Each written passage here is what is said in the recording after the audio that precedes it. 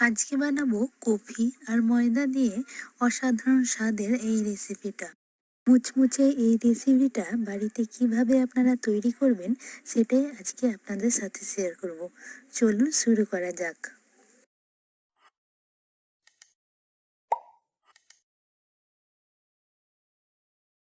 এর জন্য প্রথমে আমি পরিমাণ মতো ময়দা নিয়েছি।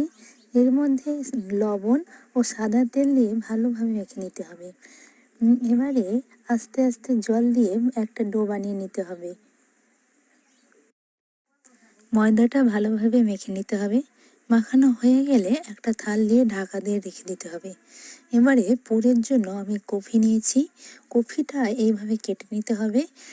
প্রথমে হাত দিয়ে ভালোভাবে কফির জলটা বের করে নিতে হবে। এবারে এর মধ্যে ক্যাপসিকাম দিলাম, পেঁয়াজ কুচি দিলাম, ধনে পাতা কুচি, টমেটো কুচি আর স্বাদ মতো লঙ্কা কুচি, চাট মশলা, লঙ্কা গুঁড়ো আর গরম মশলা, আর দিতে হবে স্বাদ মতো লবণ। সবগুলো দেওয়া হয়ে গেলে হাত দিয়ে ভালোভাবে মেখে নিতে হবে এটাকে।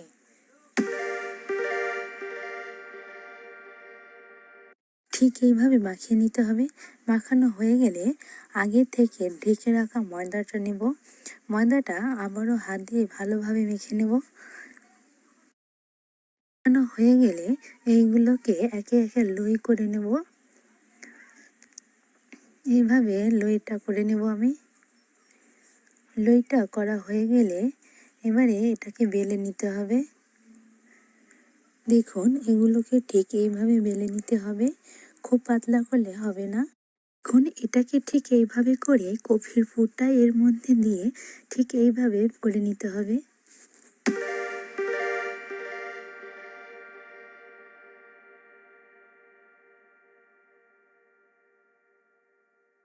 দেখুন এইভাবে পুরোটাকে ভালোভাবে মুড়ে নিতে হবে।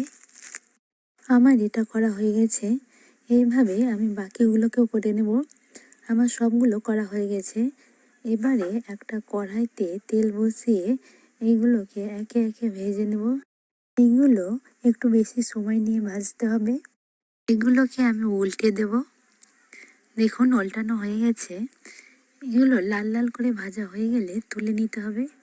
আমার ভাজা হয়ে গেছে, আমি এবারে তুলে নেব এটাকে। গরম গরম সস, স্যালাড দিয়ে পরিবেশন করুন। এগুলো দেখুন দেখতে কতটা সুন্দর লাগছে, খেতেও কিন্তু খুবই ভালো লাগে। আপনারা বাড়িতে একবার বানানোর চেষ্টা করবেন। আমি এইগুলোর মধ্যে একটা ভেঙে দেখাচ্ছি, দেখুন ভেতরটাও কিন্তু খুবই সুন্দর হয়েছে। এত সুন্দর মুচমুচে একটা রেসিপি আপনারা বাড়িতে অবশ্যই একবার চেষ্টা করবেন, খেতে খুবই ভালো লাগবে। এই খাবারগুলো বাচ্চা হোক কিংবা বড় সবাই খেতে কিন্তু খুব পছন্দ করে।